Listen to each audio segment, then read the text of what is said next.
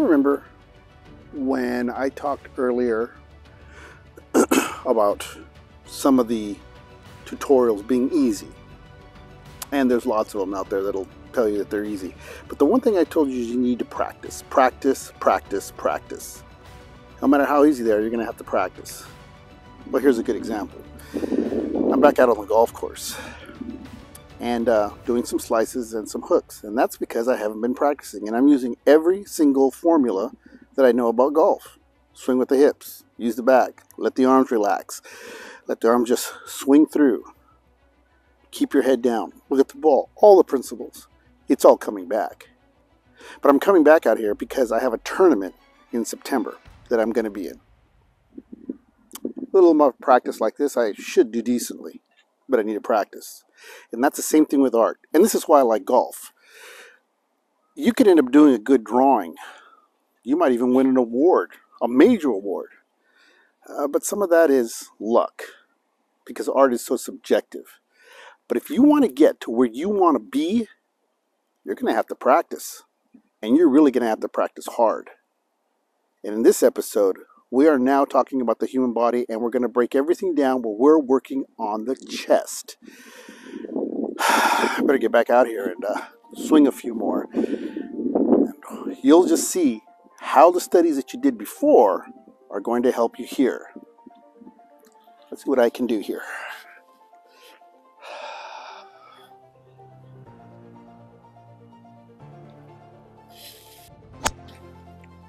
Yep, that'll do it. Still need some more practice. You will play golf. Golf? And be the ball. And here he is again. Here he is again. That's astonishing. It's absolutely world class.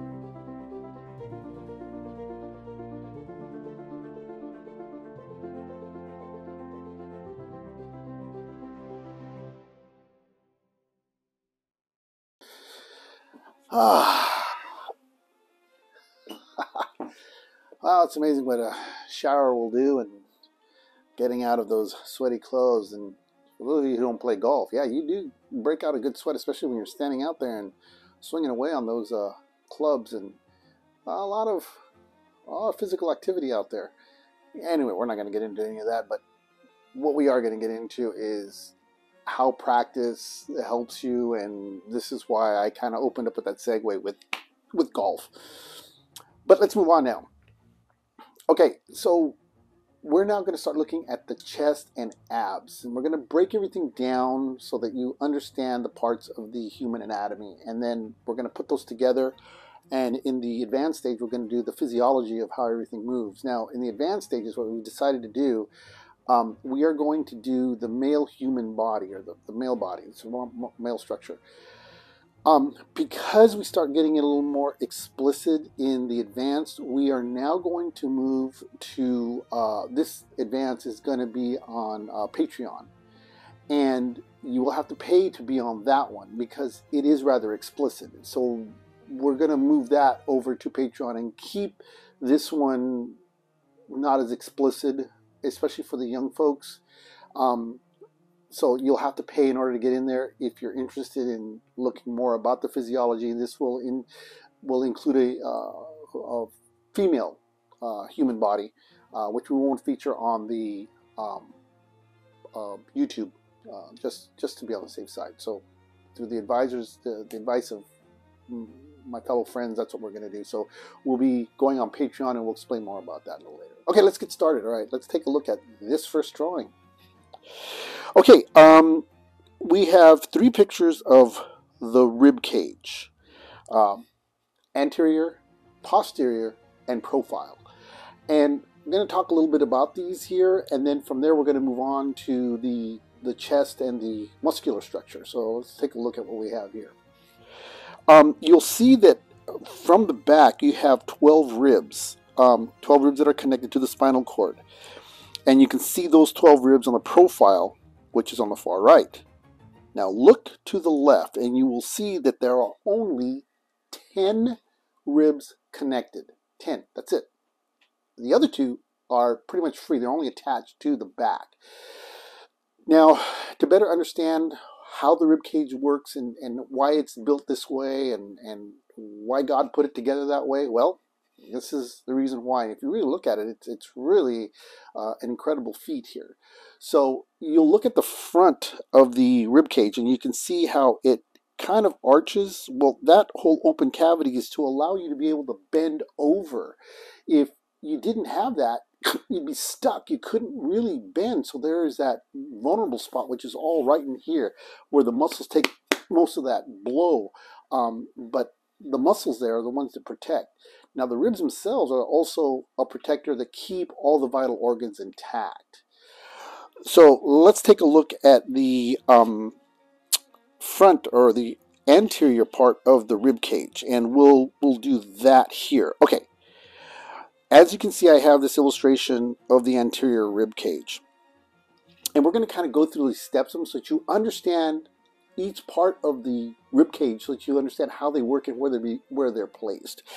Okay, the first step is going to be the body of the sternum. Okay, the next part is the manubrium of the sternum, and that's the top part, and that connects the top part of the ribs to the spine. And they are going to be also, there's also a notch there which is called the clavicular notch, and that's where the clavicle will attach here and then attaches over here to the collarbone, right out to the side. Okay, followed by that is you have what they call the xiphoid process, which is just at the bottom here. It connected to at the base of the stomach. And then the last part, well, not the last part, but okay, so now the yellow and the green are the cartilage. And you'll see the costal cartilage, which are the ones that connect the top 5 ribs. Now, the bottom 5 are connected by the, not xiphoid process, I was looking at the wrong one there, is the thoracic arch. All of that is one big arch of cartilage connecting 6 to 10. All of them are connected and they create that thoracic arch. And that's kind of important to know because you're going to have to know where to place that, because below the thoracic arch is the abdominals, which would be the abs. And we're going to get into that in a little bit. And we're going to show you how that works. Now, you can see here you have rib 1, rib 5, and ribs 10. They are connected. And these are important because rib 1 is the first one that works next to the clavicle. And that's where everything connects to moving the shoulders and then keeping everything in place. So the ribs actually start up in this area and end down here. Now, I do have to say, so, well, I'll save that for later. I'll save that that part for later. Rib 5 is important because that's the center. That's where most of the impact and blow is going to be protecting the rest of the body. And then, of course, rib 10 is the last rib that is connected. Now, notice that rib 11 and 12 are not connected. Why? Okay, well, if you remember the posterior view, you can see that the ribs are connected. Well, you have your kidneys and some vital organs in the back. They protect those. But think about this. If 11 and 12 were connected, you couldn't bend over into this area here. Okay, so we've basically covered everything in understanding the entire area of the ribs. So now let's move on, and we're going to now fade this out, and we're going to fade into the chest. Ooh, see how that works there. And you can see now how the chest, or the the chest fits right into, or the rib cage fits and molds all around the muscular structure of the body, and you can see how that's all laid out. And we have those labeled right here. Bingo! They're all laid. Now, the chest and abdominals, you don't have to know the names, but you should. So we're going to kind of go over them and then explain how they work so that you have a better understanding of how these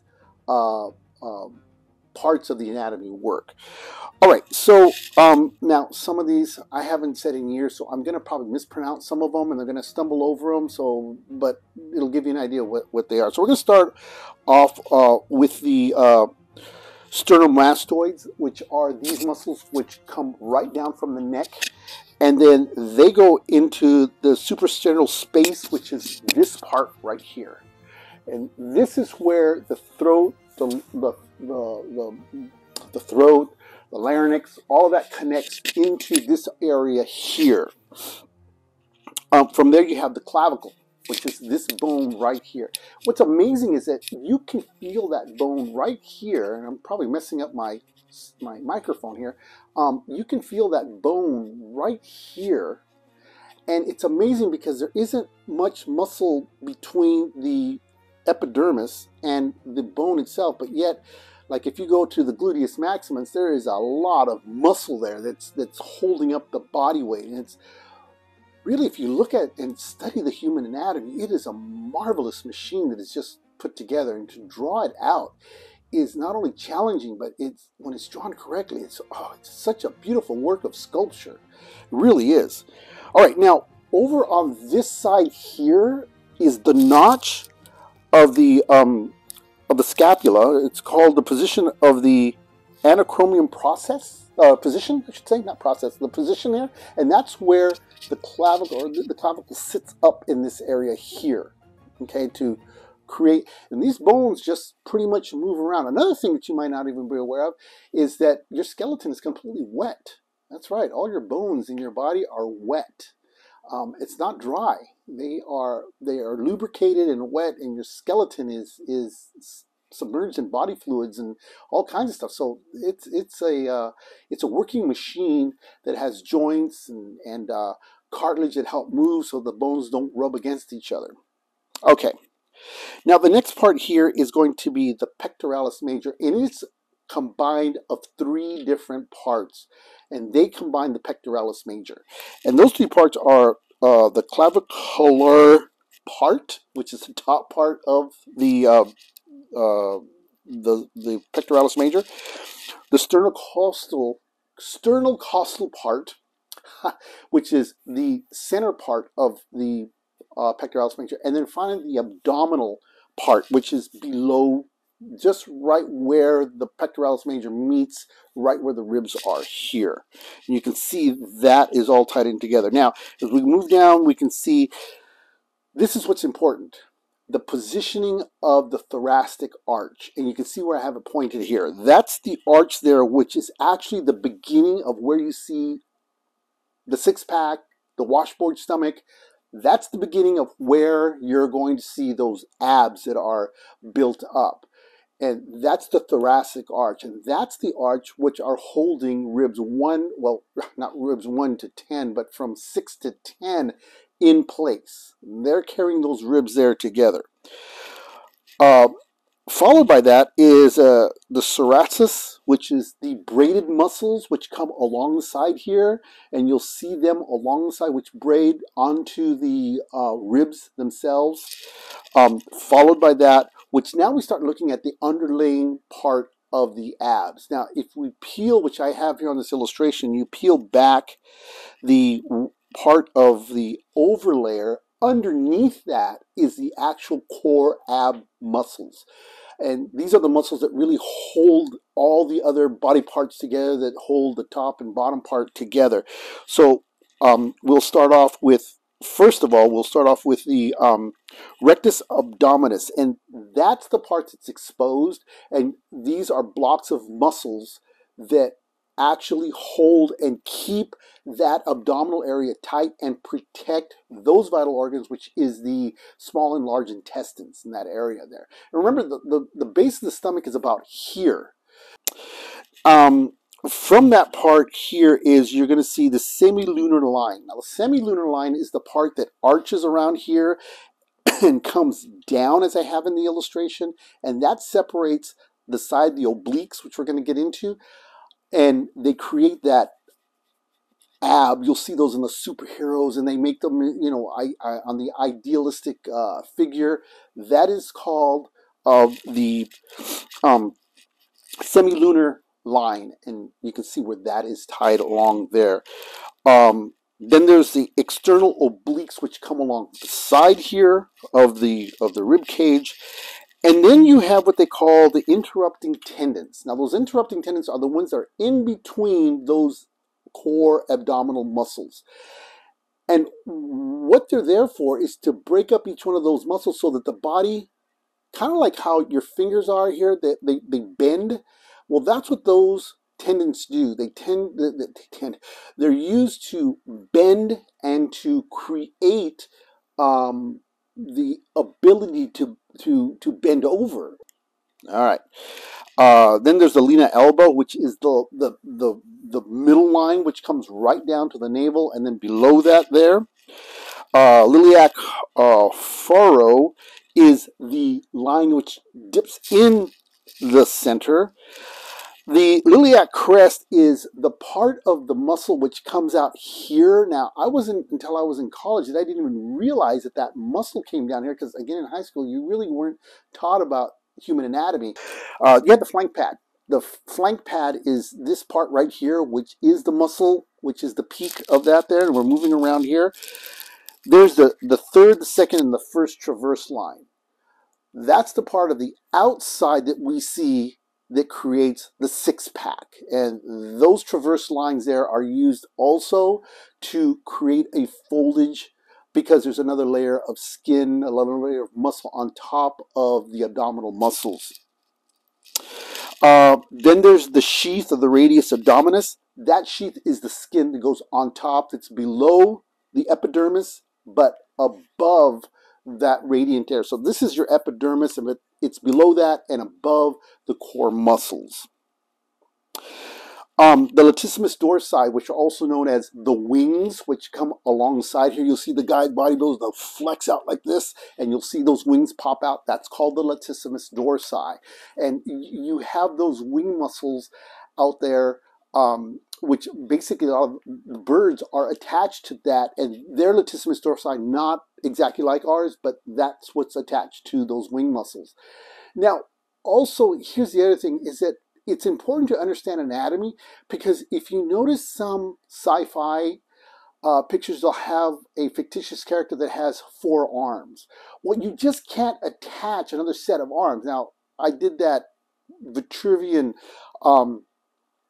man, and you can see I had 4 arms and 4 legs, but anatomically that could not work, because you'd have to have sockets, you'd have to have an extra vertebra in the back, you would have to have the body built differently. So to understand that, you have to actually reconstruct the whole human figure all over again in order to add extra limbs to the body. It's not just, we're going to attach arms here and here. You can't. It just would not work in that way. And this is why it's important to understand the anatomy as an artist to build on that.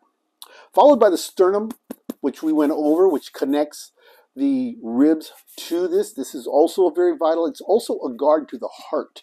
The heart just sits just behind the sternum, so it's a shield, if you will, for that heart, and again for other parts of the body.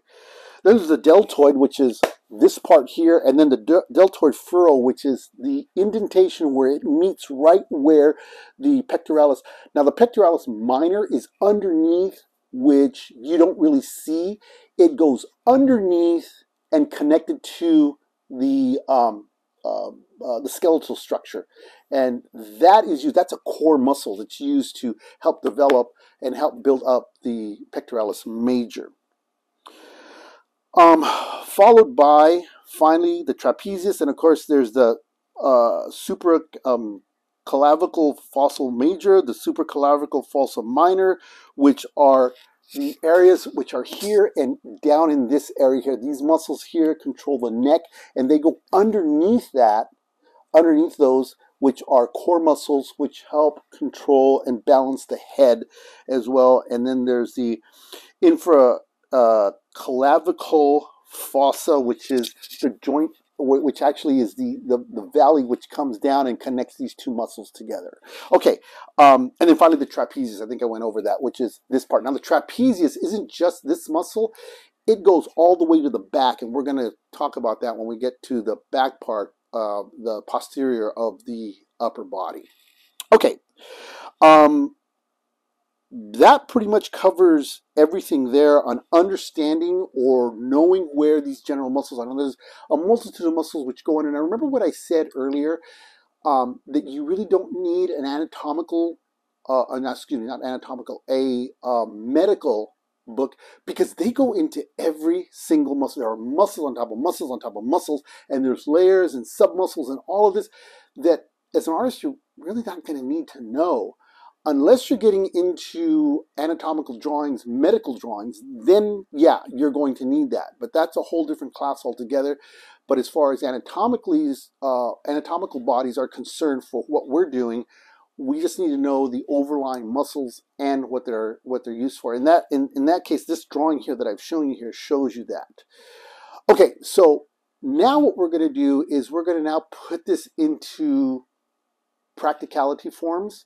We have the model. It's going to show you different chest moves, and then we're going to go from there to actually showing you how to build up and work on the chest itself. And we'll get to that right after this little break. We'll be back.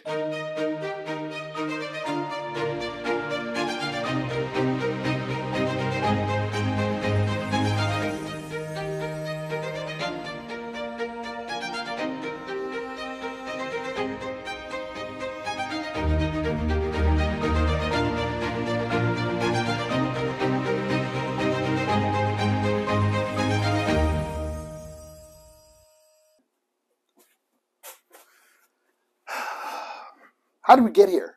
You brought him here! You brought him here! Yeah, whatever. It's been a long road. And, you know, these videos that we've been showing have been rather mundane. But these were designed to work on all the boring stuff, and this is the stuff they don't go through in school. And a lot of you out there are probably not watching these because of the fact that it's just, oh my gosh, this is so boring. It's not exciting. It's like I want something. Well, I'm going to tell you, those of you who are really sticking with this, and those of you who are following this, and maybe one or two of you who have gone from the very beginning and have stuck to this and have done the drawings and have bought the supplies and have gone through all this, if by now you're those last few, you're the ones that are going to really take this seriously and move on. And believe me, it's going to change. We have some new stuff coming up next season that I think is going to pretty much blow your mind. We are moving on to other stuff, but we're going to change up a few things here and there. But now, let's get into this part. Now, I got to tell you, what we worked on were the principles up until this point. Seriously, I mean, everything really, we started talking about working, how things work, what you have to have. This now is where you're going to now develop your style, and you're going to start kind of working on developing. Now, here's the key that I'm going to tell you. Stay loose. Don't tighten up. Like golf. If you play golf, you know that you swing with the arms and the arms are just pretty much loose. If you tighten up, the whole stroke falls apart. It's the same thing here in developing your skill. If you're aiming to try to be tight and trying to develop a style like X or Y while you're still learning, it's going to fall apart. So here's what I'm going to say. Stay loose. Let it just be free. If it comes out kind of sloppy, let it come out sloppy. Just let it go, and then you can tighten up. Stay loose. Okay, that's what I'm going to say. All right, here we go. Let's begin. All right, let's take a look at how we are now working at this. Okay, so you see I have two images here. I have, on the left is the model, and that's the one where obviously the person is standing and in pose. Now, this is a static pose, and all we're working on, by the way, we're going to be working on two chest drawings to end and conclude this this episode. So the first one is just a static, and we're just concentrating on the chest, somewhat on the arms, but mostly on the chest. All right, so here we go. Let's first lay this out. So now I have the crossbar, the circles where the deltoids are, and then start to draw in the pecs along with the biceps and the forearms. So these are all drawn in, and we've got the abs, and we're just sketching everything in to just block all that work, and it's all we're trying to do. We're just trying to block everything in, kind of get that idea. Now remember, if you've practiced all this, you've practiced on the heads, you've been practicing on everything else, now you're blocking stuff and you generally know where everything's going to go. And it's just a loose drawing of how things are all set up. Now I have everything on time lapse so that we can move through this pretty quickly. Take your time building on this. It's not going to happen as fast as a time lapse that I'm showing you. So keep that in mind. This is just a demonstration to show you, or a suggestion on which way to approach. There are ways you can do this on your own. I mean, this is the time now to experiment, to try, and you don't have to follow the exact rules or the exact thing that I'm going by. Try something else. Use other tutorials. This is the point now where you're starting to research and starting to find other sources of reference. Okay, so tie all this stuff in. Start branching out on your own. This is where you want to start going and start to venture out. Okay, I'm hoping I'm making myself clear. Okay, let's go on. All right, so now we have everything blocked in here. Now let's move on.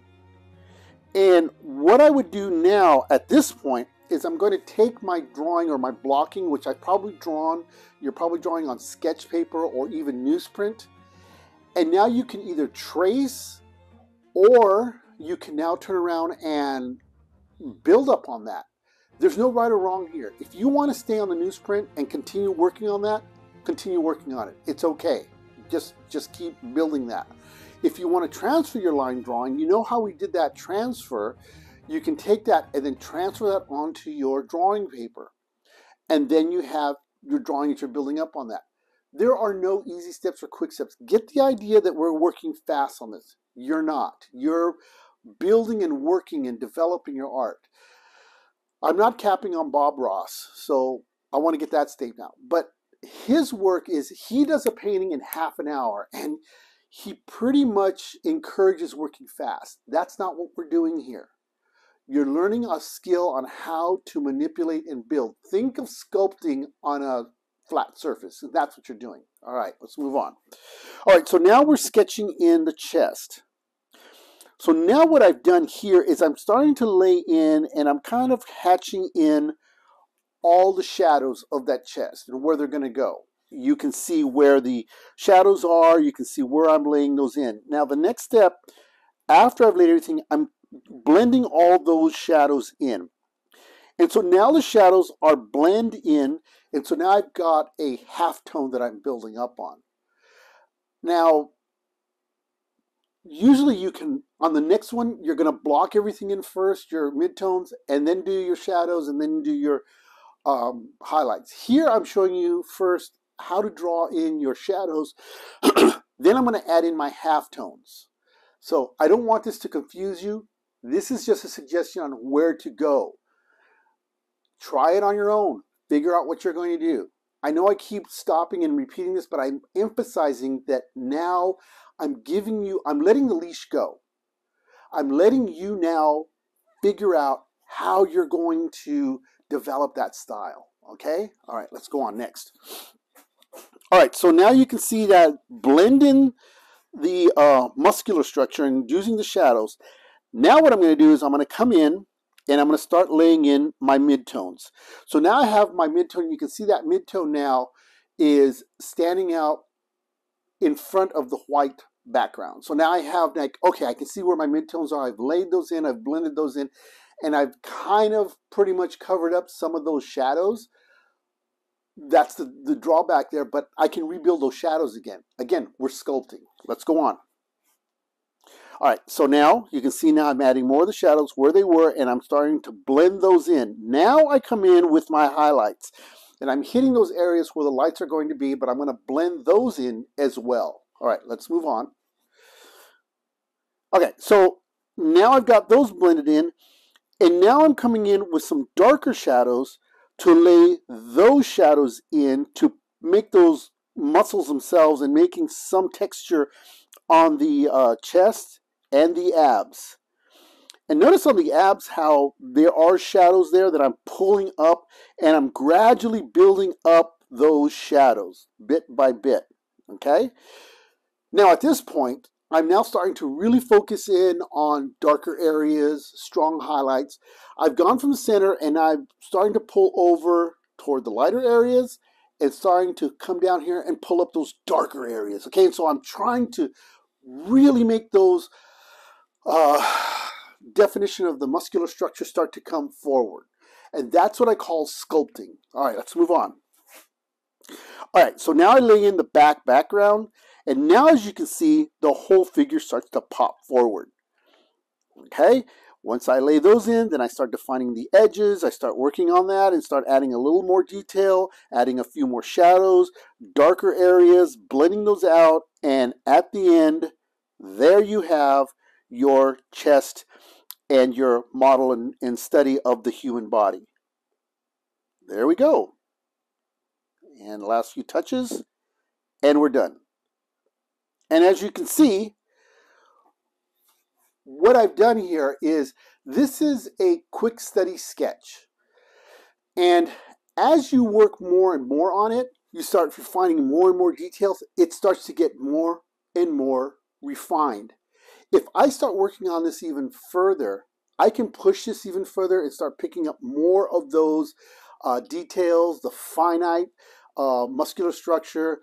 Remember the semilunar arch, which comes right over. I can start pulling that up.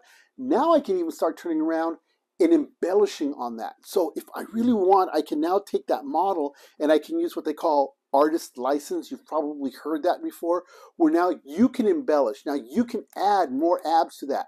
You can start putting in those muscles that you have been working on and looking at on the reference that we went over. The lower abs, the obliques, okay? We can start working on all those. We can start the serrated areas here of the muscular structure here, the lats. We can flex those out. And you can do this on that. You can take that model and then embellish on it. This is where you take your style and start moving that, because now you understand where everything is going anatomically. Okay, let's now go to the second drawing, and now this one isn't going to be static. Now, let's not focus on the hands, and we're not focusing on the arm. We are now focusing on the tension of the chest, and we're going to see how it's constricted. All right, let's take a look at this next one. Here we go. All right, on this next one, the chest is no longer static. We are now looking at a chest that now is flexed. Okay, it's tightened up together. We're now bringing that, so we're not focusing so much on the arms and on the hands, and I've deliberately drawn these so we're not focusing on that. We are focusing on this part here, the chest, and how it contracts and how it's pulling. And you're going to see those muscles, and that's what you want to look at. All right, let's take a look at this here. And now we have our drawings side by side on how we are going to get these to draw to make them look like they're working. Okay, so we're starting off again at the beginning, and we're starting off with our sketch. Now, I jumped into the sketch right away because I already showed you how to block everything in. And we're doing basically the same thing here, but I'm going to take a different approach. In this one, I'm going to add in, I'm going to block in the midtones, and then I'm going to add the highlights. All right, let's move on. So as you can see, the sketch is laid out, and I'm always starting off with a sketch to kind of lay out where everything's going to go. Now what I've done is I've laid in my midtones. And my midtones now, I've blocked that in. Now on the other one, I did the shadows first, then the midtones. Here I'm doing midtones, and then I'm going to add the shadows. Just doing two different ways that you can approach this. Showing you that you can approach this in different ways. Also remember, you're not going to hit the mark the first time. I'll give you two examples real quick. It's equivalent to like a sculptor.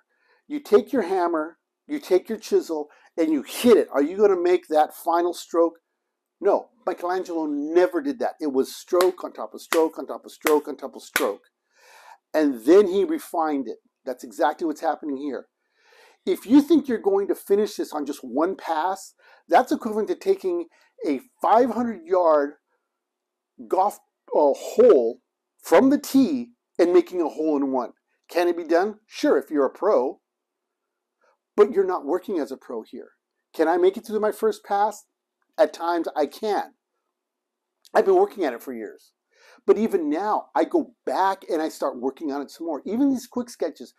If you study these more, you can see even myself, I could go back and build these even more. Compare these sketches to my finished products that I've showed you before. And you'll see that they are a lot tighter, much more different, because I've spent more time on them. The more time you spend on it, the tighter it's going to get. Go back, draw, redraw. That's what you need to understand. It's not a single pass. You're going to have to go back, sometimes even erase, and then rechange that route in which you're going to go through. So don't think that you come in and you're going, oh, I don't have it. You haven't worked it yet. Keep working at it. Move on.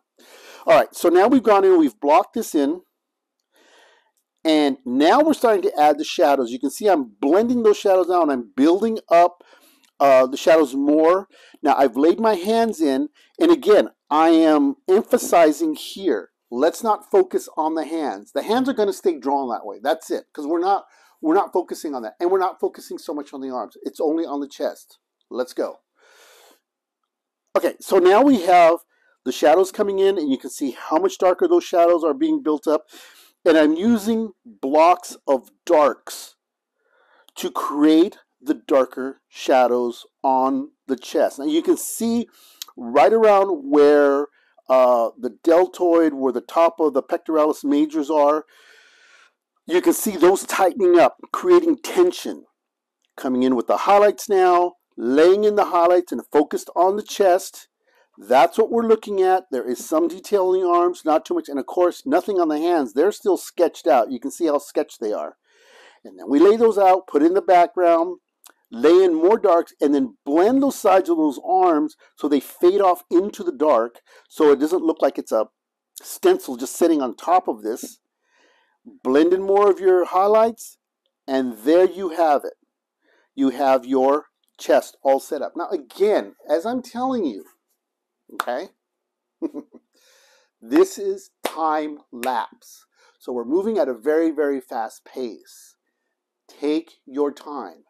Go back and look at this time lapse and see what you have and see how you're building this up. You can use this as a reference, but let yourself just go at this. Just let yourself fly. Okay?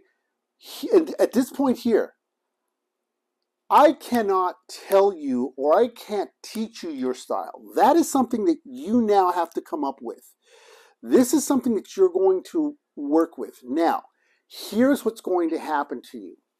You've probably already have in your mind, this is where I would like to draw. Fine. Okay, if that's where you want to draw, it's going to take you a longer time to get and mimic that style. It's not saying that you can't. But in the meantime, the style that you're working on now may be a style that the public likes. Understand where I'm going with this?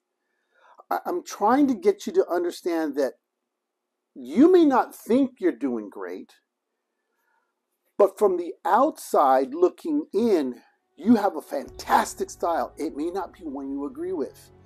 If you remember earlier, I talked about a young lady who I had in my class, and she had such an impressionistic style. It was great, but she didn't see it.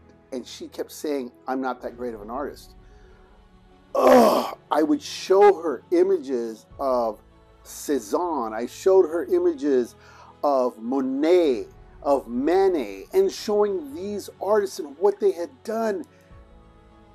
But she says, that doesn't look good. And of course, she didn't understand the credibility of what they contributed to the art world. And she was painting a lot like that. Instead, she wanted to paint photorealistically. And she didn't call herself an artist until she was able to do that. I've had several artists to do that, and I was going, oh my goodness, if you could only see where you are and what you're contributing to the art world. So if you're aiming for a different style, okay, aim for that, but relish in what you have now. And that's where this is going. This is the turning point in drawing. Okay, we're going to call this an ending here. Next episode is going to be the back. And we are going to be working on the muscular structure of the back. Following after that is going to be the arms and then the legs. So we will getting all of that together. All right, so as usual, may the Lord be with you always. Listen, take your time. Okay, build on this, experiment with it. It takes time. Don't take the cake out of the oven too soon. That's exactly what I'm trying to tell you. Okay, and I wish I could be there to show you. No, you're doing great. Just keep moving forward. Just keep building. Think of it as, like I said, a sculpture. It doesn't come by the first pass. All right, take care. Work hard. Keep pushing, and we will see you on the next episode of Artifacts. Take care.